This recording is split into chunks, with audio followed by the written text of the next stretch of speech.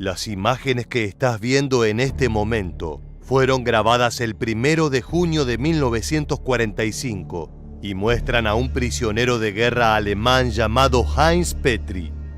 A su alrededor hay soldados estadounidenses escoltándolo hacia su muerte. Dentro de poco será fusilado por orden del ejército norteamericano bajo el cargo de espionaje.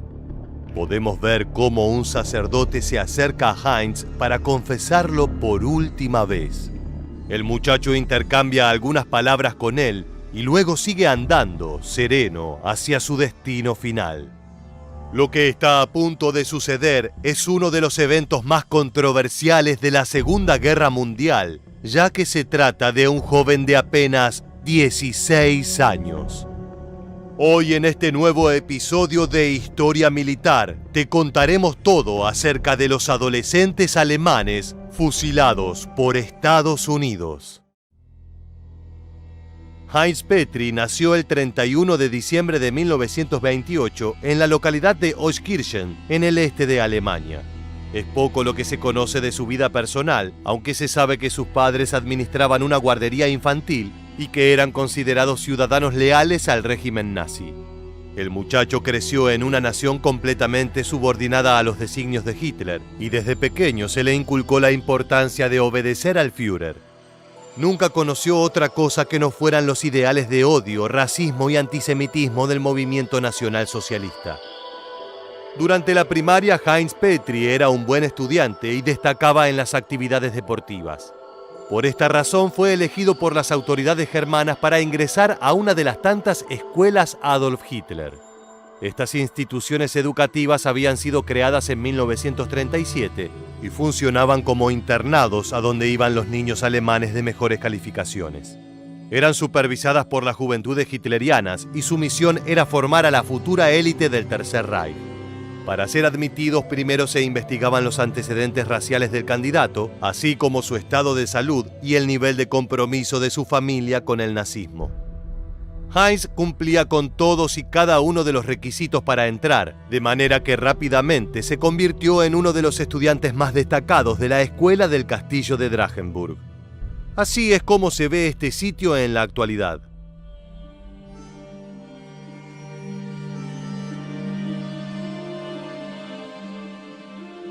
Como era de esperarse, aquí no se impartían solo conocimientos elementales de las ciencias sociales, naturales y exactas, sino que además se enseñaban los fundamentos de la ideología nacionalsocialista.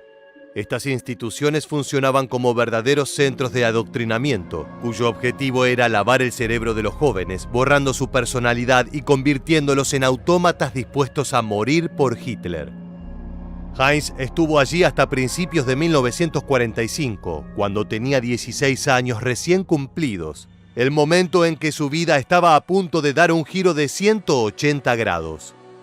Los supervisores del colegio, que eran a su vez las autoridades del partido regional, vieron en el muchacho a la persona adecuada para cumplir con una misión arriesgada. Le propusieron ingresar en la Werwolf, una organización secreta nazi fundada por Heinrich Himmler, el líder de las SS. Había sido creada con el fin de iniciar un movimiento de resistencia clandestino contra los aliados. Para aquel entonces los jerarcas de Alemania eran conscientes de que se avecinaba la derrota y que el país caería en manos de Inglaterra, Estados Unidos, Francia y la Unión Soviética. En este contexto, el deber de la Werwolf sería hostigar a los vencedores mediante asesinatos, sabotajes y acciones terroristas. En otras palabras, funcionarían de la misma manera que los partisanos franceses, italianos o yugoslavos que durante años acosaron a los gobiernos de ocupación nazis de sus países. Heinz Petry se unió a la Werwolf y recibió un breve entrenamiento militar. Entre el 15 de enero y el 5 de febrero aprendió a utilizar pistolas, rifles y explosivos caseros hechos de plástico. A pesar de lo intenso que resultó ser el instructivo, seguía siendo una preparación incompleta, ya que era muy poco tiempo como para convertirlo en un soldado real. Por otro lado, ni siquiera los entrenadores tenían experiencia en el campo de batalla y a duras penas sabían cómo funcionaba la dinamita. Esta organización clandestina se sostenía a base de idealismo y fervor militante. Ante todo eran jóvenes que no aceptaban que el Tercer Reich estaba agonizando. Aquí puedes ver el testimonio de un ex miembro de la Werwolf contando cuáles eran sus tareas. Wir sollten hinter der Linie dann Verkehrsverbindungen kappen, Brücken sprengen, Unruhe stiften, kleine Morde begehen. En este período, Heinz conoció a quien sería su compañero de aventura, Josef Jöner. Se trataba de un joven de 17 años que pertenecía a la rama local de las Juventudes Hitlerianas. Se había ofrecido como voluntario de la Werwolf porque quería demostrar su valentía, pero también porque buscaba eliminar una mancha en el honor de su familia. Se decía que su padre, el gerente de un hotel en la ciudad de Stolberg, había sido condenado a muerte en 1944 por contrabandear productos en el mercado negro. Aunque esto nunca fue confirmado, los rumores habían afectado a Josef hasta el punto en que aceptó participar en un operativo peligroso solo para limpiar su nombre. La Werwolf le encargó a Petri y Jöner escabullirse detrás de las líneas enemigas y espiar al ejército de los Estados Unidos, que por aquel entonces estaba marchando sobre Alemania a paso arrollador. Como puedes ver en el fragmento de este informativo de la época, los tanques norteamericanos se desplazaban sobre ciudades reducidas a escombros por los bombardeos. Units of the 1st United States Army captured the important town of Limburg. Still under fire from the Germans, armored vehicles thunder on into the ruins of the town. Hacia febrero de 1945, las tropas estadounidenses estaban preparándose para cruzar el río Ruhr, unirse a los británicos y luego avanzar hasta el río Rin. Era un movimiento crucial, ya que los colocaba cerca del corazón del Tercer Reich.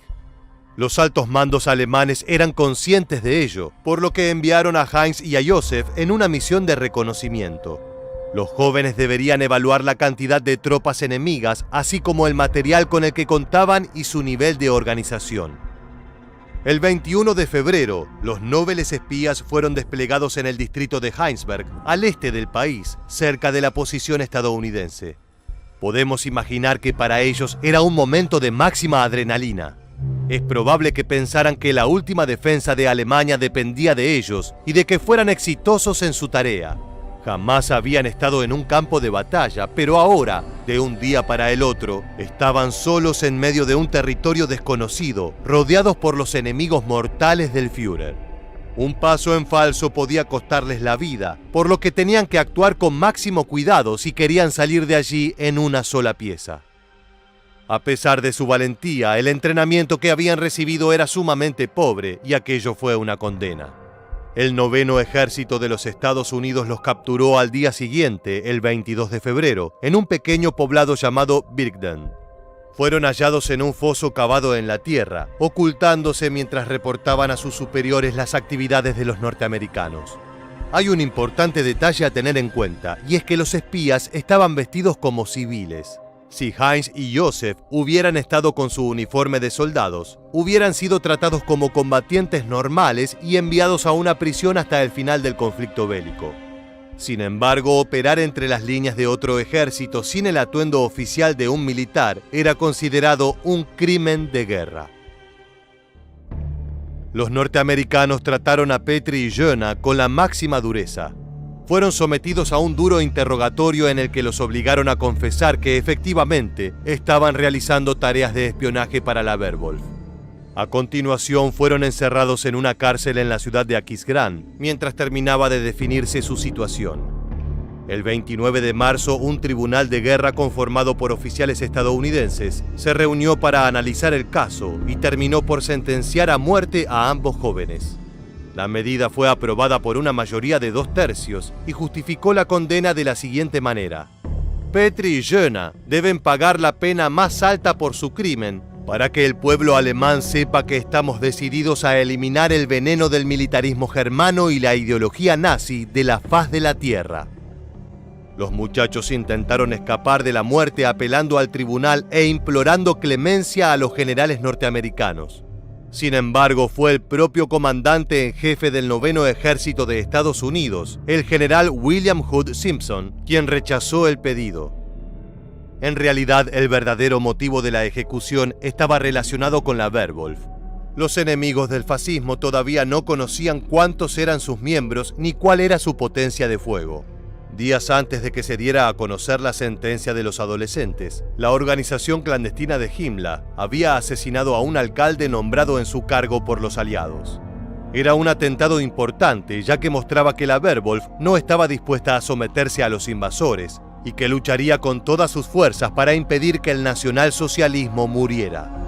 En este contexto se decidió fusilar a Hans y a Josef para enviar un mensaje a todos aquellos que aún apoyaran a Hitler. Su significado era claro: los tiempos habían cambiado, el Tercer Reich estaba a punto de desaparecer y quienes se resistieran a ello regarían el suelo con su sangre, como estaban a punto de hacer estos dos jóvenes. Este tipo de medidas disuasorias se consideraron fundamentales para que nadie intentara oponerse a los aliados.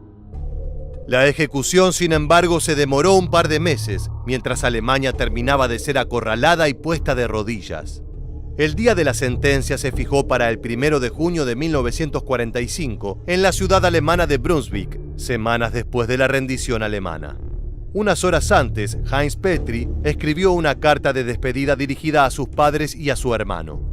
La imagen que estás viendo en este momento muestra a Oskar, el hermano de Heinz, quien durante décadas ha conservado la hoja donde el espía garabateó sus últimas palabras. Como puedes ver, es un papel frágil y amarillento, pero la tinta no se ha borrado y las letras aún pueden leerse con claridad.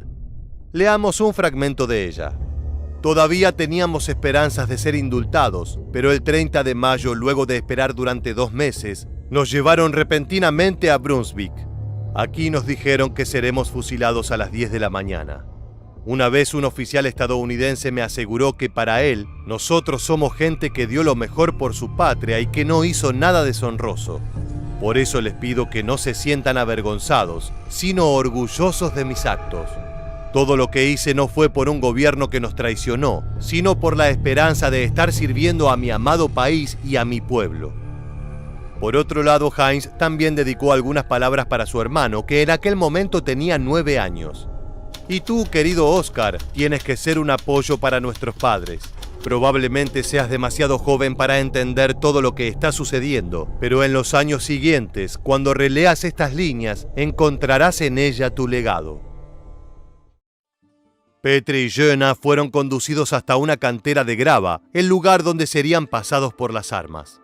No eran los únicos condenados, sino que también había otros 4 espías que esperaban su turno para ser fusilados. Había fotógrafos tomando imágenes y cámaras de televisión grabándolo todo.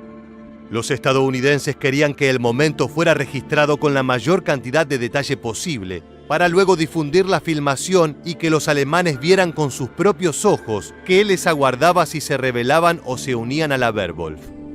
Heinz Petri fue el primero en ser ejecutado. Un sacerdote militar le dio la extrema unción y escuchó su última voluntad, aunque como la filmación es muda, no podemos saber con certeza qué fue lo que dijo el joven.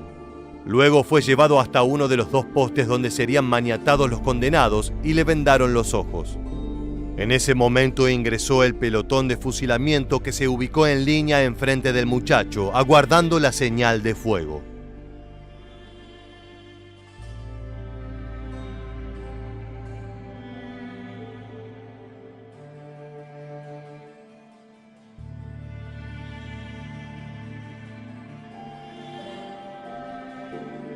Su cadáver fue colocado en un ataúd por miembros de la Cruz Roja alemana y apartado del lugar. Ahora era el momento de Josef Jöna, que fue atado al segundo poste, pero a diferencia de su compañero, enfrentó a la muerte con la cara descubierta.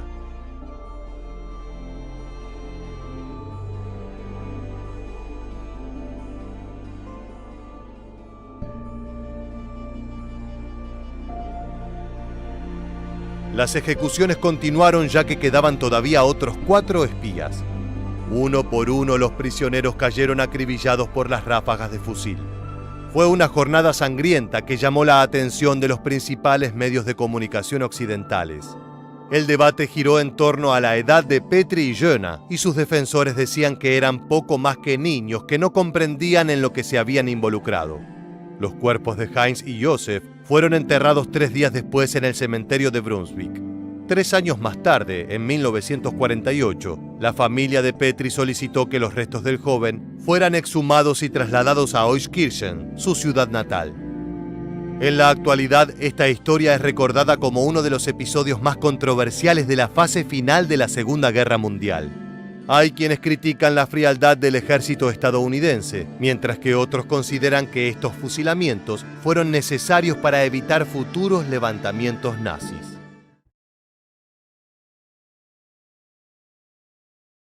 Así fue que los aliados tuvieron órdenes de tratar a estos jóvenes como a cualquier otro combatiente y no tener lugar para la piedad.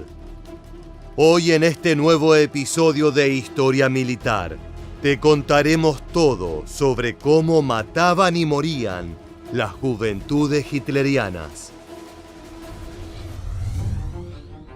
Para 1944 las tropas alemanas estaban en plena retirada. El territorio de Europa del Este conquistado en los 3 años anteriores era rápidamente liberado por el Ejército Rojo Soviético.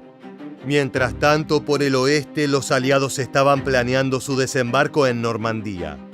La inmensa cantidad de bajas sufridas en el frente oriental había agotado las fuerzas nazis, tanto en equipamiento como en hombres. Mientras sus enemigos se acercaban cada vez más a Berlín, Hitler tomó la drástica decisión de recurrir a otro sector de la población: los niños y niñas del Tercer Reich.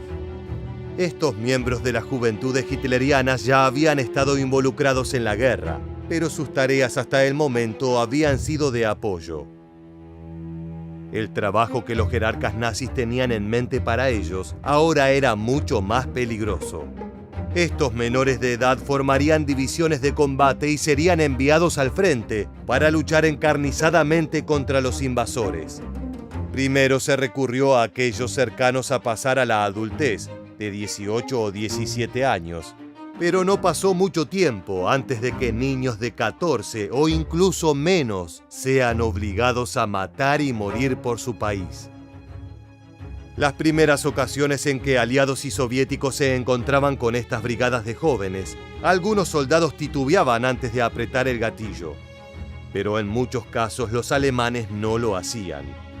Varios de estos adolescentes eran completamente fanáticos, dispuestos a formar parte de misiones suicidas para aniquilar al enemigo. Esto hizo, como mencionamos al principio, que los líderes militares de los invasores den estrictas órdenes de tratar a miembros de las juventudes hitlerianas como cualquier otro combatiente nazi. Eran víctimas del adoctrinamiento, pero nada se podía hacer por ellos. No había lugar para ningún tipo de misericordia en el campo de batalla. Los que no caían en el frente podían ser juzgados y ejecutados, independientemente de su corta edad. Este fue el caso, por ejemplo, de Heinz Petri y Josef Joerner, de 16 y 17 años de edad. Under interrogation, Petri, the 16-year-old, admitted being a spy. They were then imprisoned in Aachen prison. There was a day-long hearing in front of a US military court, made up of members of the 9th Army, and the pair, despite their age, were sentenced to death by firing squad on the 29th of March 1945 in a court-martial in Mönchengladbach for committing acts of espionage which were damaging to the war effort. The jury of officers came up with a 2/3 majority, and the death sentences were carried out to show the German people how serious the Americans were to remove the poisonous breath of German militarism and Nazi ideology from the face of the earth completely. Peor aún, algunas de estas divisiones eran parte de las SS, la organización paramilitar más importante de la Alemania nazi. Fueron los encargados de las peores brutalidades tanto en el frente oriental como en el occidental. Y ya sea a la fuerza o con placer, en muchos casos estos jóvenes tomaron parte también de estos crímenes de guerra. Se conocen casos en los cuales prisioneros fueron fusilados sumariamente por miembros de las juventudes hitlerianas, supuestamente sin la menor muestra de remordimiento. Si un integrante de este grupo caía en manos de los soviéticos, sabía que su vida estaba acabada. Ser menor de edad no era una excusa. Desde su entrada en acción hasta el fin de la guerra, miles de niños y niñas murieron en combate o fueron ejecutados. Pero ¿cómo fue que comenzó a formarse esta fuerza tan en línea con la doctrina nacionalsocialista, tanto que incluso podía superar la de hombres mucho mayores? ¿Cómo se llegaba a tal nivel de fanatismo ciego? La Organización de las Juventudes Hitlerianas fue creada en 1922, 2 años después del origen del partido nazi, con el nombre de la Liga Juvenil. Su objetivo era entrenar y reclutar a los futuros miembros de la CSA, la sección de asalto, el principal grupo paramilitar antes de que la CSS tome más poder. Claramente, solo la población aria era permitida ingresar. A partir de los 10 años y hasta cumplir la mayoría de edad, los niños afiliados a esta agrupación eran adoctrinados en las políticas e ideologías del partido. Para 1930, con el nombre con el que se la conocería durante la guerra, la organización tenía unos 25.000 miembros y al año siguiente pasó a formar parte oficialmente de la CSA. En 1933, cuando Hitler subió al poder de Alemania, las juventudes hitlerianas tuvieron un increíble aumento de su membresía, teniendo casi 2,5 millones de niños en sus filas. Pero no solo era por las personas que se enrolaban. En muchos casos, absorbieron a otras organizaciones juveniles, en ocasiones a la fuerza. Pasaron a ser la única asociación para menores del país, mientras sus números crecían exponencialmente. Los niños que no eran miembros se veían acosados por varios sectores de la sociedad. Tanto estudiantes como los mismos profesores se burlaban de ellos y podían no recibir su diploma de graduación, lo que los dejaba también fuera del estudio universitario. Empleadores tenían el derecho de rechazarlos como aprendices y se veían excluidos de los equipos deportivos. Todos estos factores provocaban una inmensa presión para unirse a esta organización. De todas formas, en 1939, solo meses antes del inicio de la Segunda Guerra Mundial, la conscripción se volvió obligatoria. Los padres que se rehusaban a enrolar a sus hijos e hijas eran investigados por las autoridades y muchas veces arrestados. Los líderes nazis veían a los miembros de las juventudes hitlerianas como los representantes del futuro ario del Reich, por lo que la ideología del partido les era enseñada apenas ingresaban. Se organizaban reuniones semanales donde los integrantes de mayor edad les leían a los más jóvenes textos nacionalsocialistas. Entre ellos se encontraba Mein Kampf o Mi lucha, el libro escrito por el mismísimo Adolf Hitler. No pasaba mucho tiempo hasta que las ideas de superioridad racial frente a los judíos y eslavos eran grabadas en las jóvenes mentes. Se les inculcaba también la inutilidad del cristianismo y la iglesia, e incluso se organizaban para intervenir en reuniones de estos grupos. Por sobre todo, la idea de que el Reich debía sobrevivir, aun si eso llevase a sus muertes, era repetida hasta el cansancio. Cuando la guerra se encontraba cercana a estallar, se comenzaron a agregar entrenamientos de naturaleza militar al itinerario. Se enseñaba sobre las armas comunes y su utilización, y sobre tácticas y estrategias de combate básicas. La habilidad física empezó a sobreponerse a la académica. Estos jóvenes fueron de a poco moldeados a soldados fanáticos, dispuestos a morir por el Führer y por el Reich de los 1000 años. Si bien no todos los miembros compartían este fervor por el partido, el acoso que sufrían por parte de los más adoctrinados hacían que mantengan silencio y que sigan formando parte de la organización. La Segunda Guerra Mundial comenzó el 1 de septiembre de 1939 con la invasión alemana a Polonia. No mucho después de este suceso se decidió que las juventudes hitlerianas debían involucrarse de lleno con el esfuerzo bélico del país. Para el año siguiente, estos adolescentes ya formaban parte de los servicios postales y de los ferrocarriles germanos. Cuando los aliados comenzaron sus bombardeos en territorio germano, se les encargó tareas de auxilio, como por ejemplo en brigadas de bomberos. Por ahora, el único combate directo del que participaban era como tripulación de divisiones antiaéreas, protegiendo las ciudades de aviones enemigos, como podemos escuchar a continuación. Leistungen kann ich kaum beschreiben. Es kam ein Luftwaffenoffizier zu uns in den Unterricht und verkündete uns, dass die Jahrgänge 26 und 27 dieser bestimmten Klassen der höheren Schulen mit dem 10. oder 15. Februar 1943 zur Flak kämen als Luftwaffenhelfer. Wir sind alle aufgesprungen, haben gejubelt, es war ein ohrenbetäubender Lärm. Und nun auf einen Schlag wurden wir Soldaten, ehe wir es gehofft hatten. Nur Freude. Pero esta escasa exposición a la acción estaba por cambiar drásticamente. Para 1942, la guerra se había alargado más de lo esperado por los líderes nazis.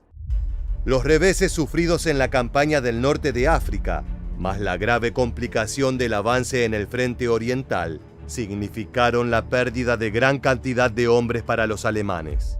Así fue que algunos oficiales de alto rango, como el jefe de las SS Heinrich Himmler, comenzaron a considerar a los miembros de las juventudes como reservas militares.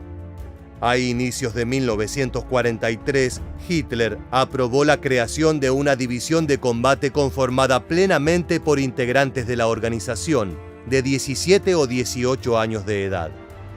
Pronto empezó su entrenamiento, donde las ideas de crueldad y sacrificio aprendidas en los años anteriores fueron llevadas a la práctica. En 1944 su formación estaba terminada. Los jerarcas del partido estaban impresionados por la valentía y la alta moral exhibida por sus miembros y por el entusiasmo con el que expresaban su ideología. Se decidió que su bautismo de fuego sería en una de las operaciones más conocidas y sangrientas de todo el conflicto: el desembarco de Normandía. El 6 de junio de 1944, los aliados invadieron la costa francesa. Fue aquí donde la nueva división se enfrentó por primera vez con su enemigo, formado mayormente por soldados británicos y canadienses. La bravura y valentía de los niños y adolescentes asombró a los invasores, lanzándose sin ninguna pizca de miedo sobre los tanques y destruyendo 28 de estos. Pero el entrenamiento y las tácticas de los aliados eran superiores, y pronto demostraron ser demasiado para los jóvenes nazis. Antes de que el asalto a las playas terminara, habían perdido 3.000 soldados. Para el primer mes de lucha, la división había sufrido un 60% de bajas entre muertos y heridos. Pronto su alta moral se había desplomado, encontrándose de lleno con la realidad de la guerra, como cuenta un exmiembro a continuación. Also ich hatte 4 Freunde, mit denen wir hingegangen sind. Das waren wirklich Freunde, also nicht nur so Soldaten, sondern wir waren Freunde. Und von denen sind innerhalb von 14 Tagen oder 3 Wochen sind 3 Mann gefahren. Also das war da ziemlich hart und dann fühlt man sich als Kanonenfutter, ne? Aún así siguieron combatiendo contra los poderes occidentales con ferocidad. Pero este no era el único frente con el que tenía que lidiar Alemania.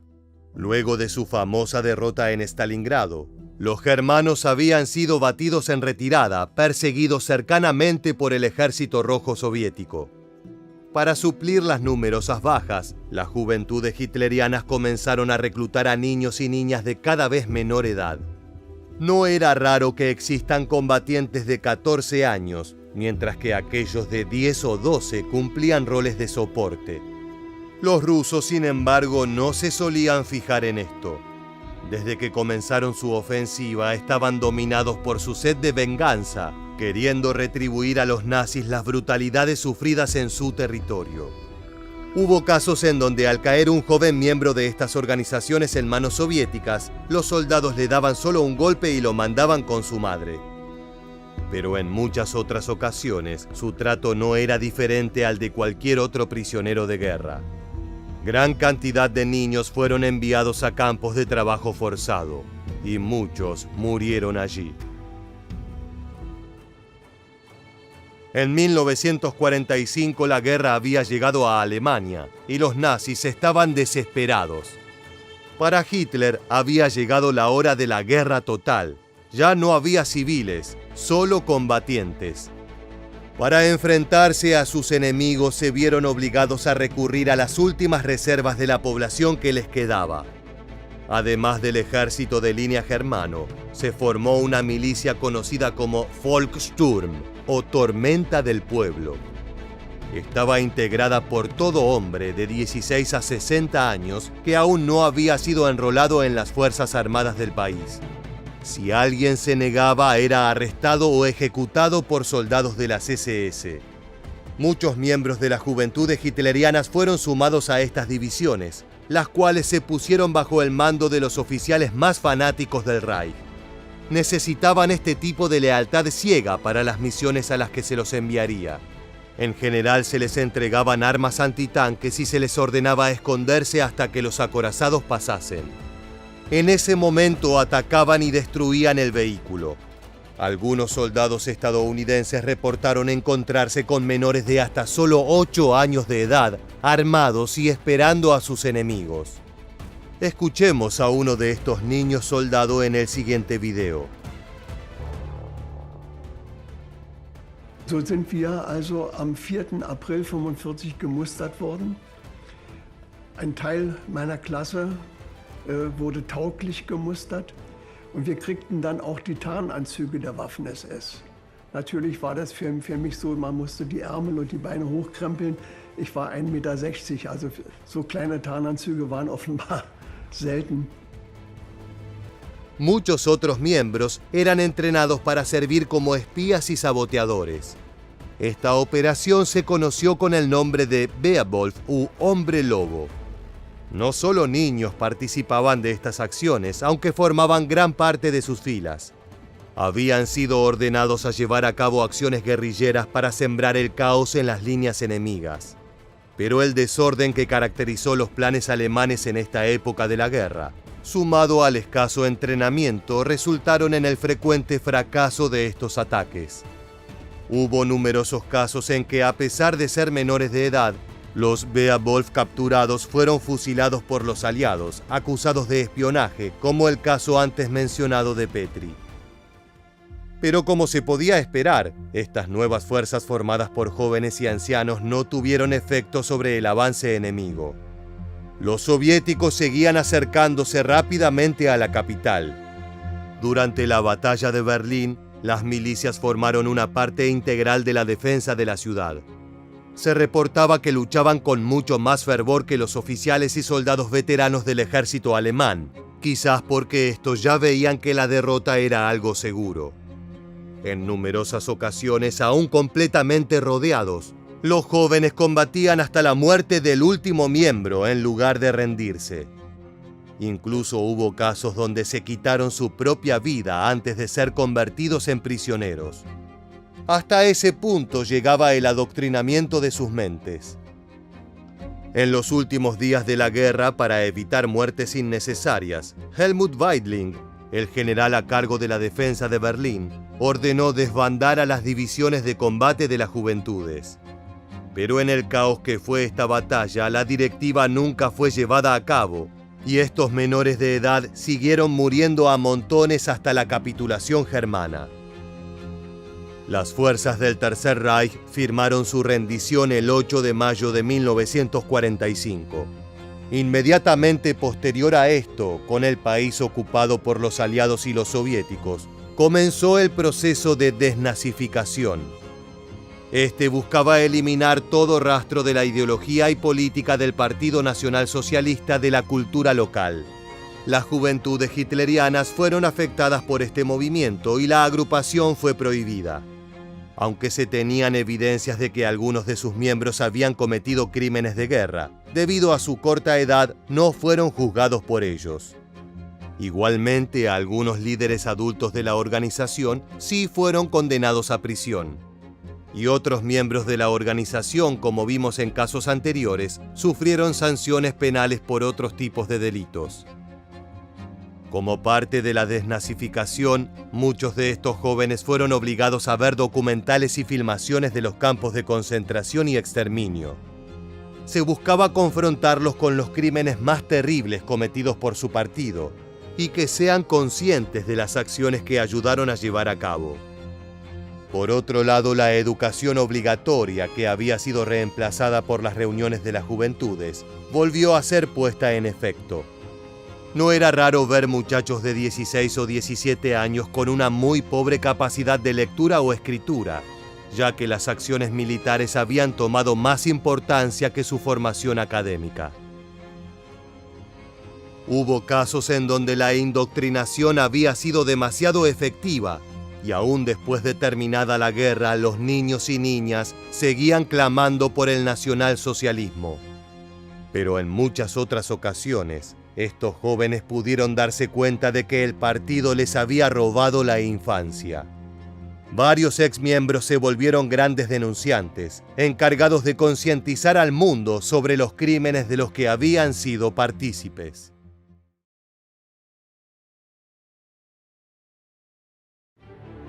Aunque parezca difícil de creer, las conocidas como Juventudes Hitlerianas existieron y fueron de las agrupaciones más cruentas y racistas del nazismo, con el ingrediente agridulce de que sus integrantes eran extremadamente jóvenes. Comenzaron como grupos juveniles diseñados para educar a niños y niñas alemanes en los principios nazis y asegurar la longevidad del Reich para las generaciones futuras. Sin embargo, con el transcurso de la Segunda Guerra Mundial, muchos de los clubes que conformaban las Juventudes Hitlerianas tuvieron que tomar las armas y se convirtieron en los ejércitos de respaldo de Alemania. En este video vamos a contarte el nacimiento de estas agrupaciones, cómo eran entrenadas y adoctrinadas, su función en el Tercer Reich y sus posteriores tareas en la Segunda Guerra Mundial, y cómo pasaron a la historia por haber cometido masacres contra enemigos sin ningún tipo de piedad. No se muevan de su pantalla y prepárense para otra entrega de Historia Militar. ¡Comencemos! Las Juventudes Hitlerianas, conocidas en alemán como Hitlerjugend, HJ, se fundaron oficialmente en 1926, aunque sus raíces iniciales se remontan incluso a unos pocos años atrás. Sus orígenes provienen de la Jungsturm Adolf Hitler, o los chicos Stormtrooper de Adolf Hitler, un brazo armado de las tropas de asalto fundado en 1922. Originalmente fue el llamado Movimiento Juvenil del Partido de los Trabajadores Alemanes, fundado en 1919, que un año después Hitler rebautizaría como Partido Nacional Socialista de los Trabajadores Alemanes, o directamente el Partido Nazi. La Jungsturm Adolf Hitler sufrió un duro impacto y se desintegró en noviembre de 1923 con el fracaso de la Wehrhaltputsch de Múnich, un fallido golpe de Estado llevado adelante por miembros del partido que devino en el encarcelamiento de Hitler. Luego se fundaron varios grupos de jóvenes para tratar de llenar el vacío, que más tarde serían aprovechados por el Führer una vez que estuviera en el poder. Si bien originalmente era un movimiento solamente masculino, se agregó una división independiente de niñas en 1929 llamada Schwesternschaft der Hitlerjugend, que finalmente pasaría a llamarse Bund Deutscher Mädel o BDM en 1930.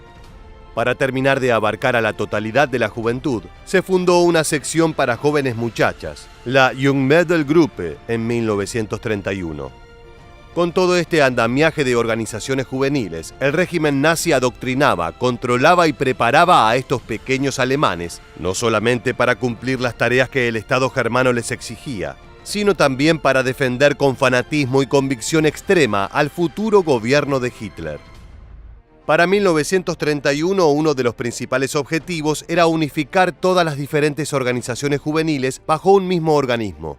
El régimen avanzaba sobre todas las franjas etarias de la sociedad y tras la toma del poder, los restantes grupos de jóvenes de derecha terminaron fusionándose con las JH. A partir del 1 de diciembre de 1936, debido al Jugenddienstpflicht, un régimen obligatorio bajo el que se regían las JH, todos los demás grupos juveniles fueron prohibidos y su membresía se fusionó automáticamente con las Juventudes Hitlerianas. Para completar la tarea de adoctrinamiento, la afiliación a esta organización pasó a ser obligatoria para los jóvenes mayores de 17 años en 1939 y para todos los mayores de 10 años en 1941. Para ese entonces, la membresía de las Juventudes Hitlerianas comprendía a más del 90% de la juventud del país. Esta polémica organización se dividía en dos categorías, una para miembros de 10 a 14 años y otra para miembros de 14 a 18 años. La estructura organizativa se basó en un modelo militar con escuadras, pelotones y compañías. El Führer y sus colaboradores sabían que de hacerlo de esta manera estarían entrenando a los niños para entrar en combate de ser necesario. Hitler creía firmemente en la necesidad de adoctrinar tempranamente la ideología nazi y el poder de los jóvenes para asegurar la vitalidad continua del Reich de los 1000 años. Las juventudes hitlerianas se basaron en el antiintelectualismo de Hitler, centrándose en el entrenamiento militar como preparación para terminar convertido completamente en soldado a los 18 años. Por su parte, las jóvenes alemanas fueron adoctrinadas con los valores de la obediencia, el deber, el sacrificio, la disciplina y el autocontrol físico. Vestían un uniforme estilo colegiala con faldas y blusas junto con botas de montaña estilo militar. El objetivo de las niñas en el VDM era prepararlas para ser damas según la mirada alemana. Debían ser mujeres enteramente preparadas para la maternidad y criar niños que serían educados en los principios del nacionalsocialismo. Tanto las chicas como los chicos fueron fuertemente adoctrinados con el característico orgullo racial nazi y se les ordenaba que evitaran cualquier contacto con los judíos, a quienes hacían ver como una raza inferior. Las actividades para los niños incluían vigorosos juegos y entrenamiento de gimnasia y destreza, preparándolos físicamente para ser guerreros.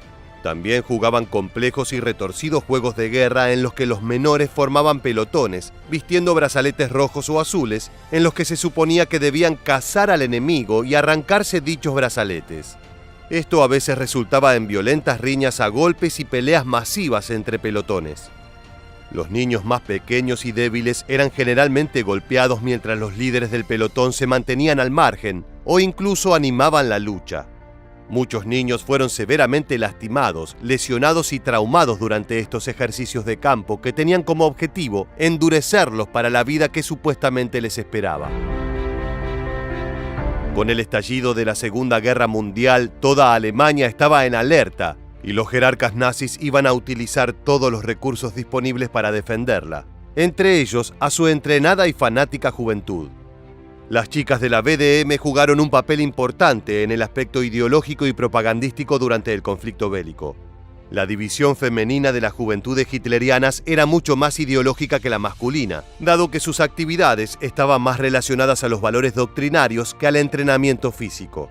A veces alejadas de sus familias, las niñas se refugiaban en las ideas y se convertían en guías y guardianas ideológicas del nazismo.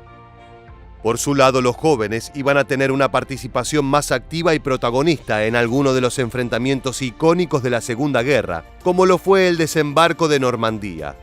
A medida que avanzaba la guerra, la división masculina de las juventudes hitlerianas asumió el mismo trabajo que los hombres reclutados en las Fuerzas Armadas.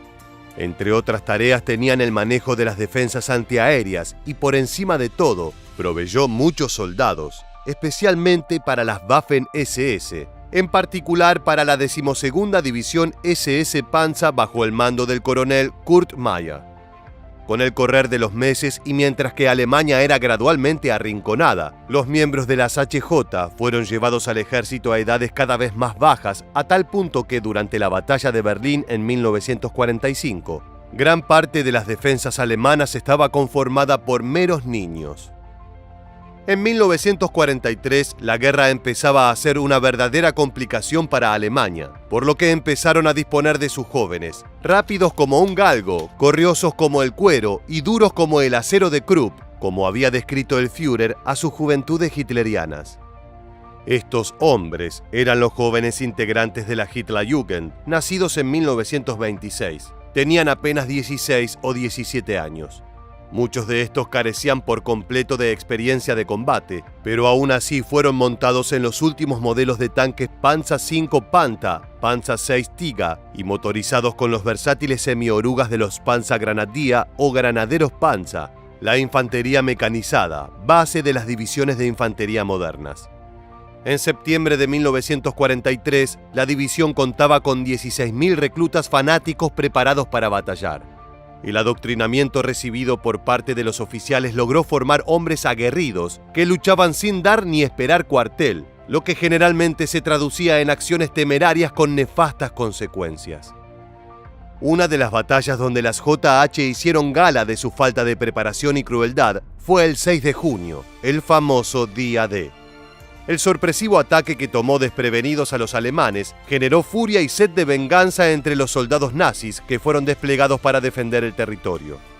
Esa misma tarde, la división Hitlerjugend se batió principalmente contra los canadienses en aquellas primeras horas del asalto aliado a la fortaleza Europa.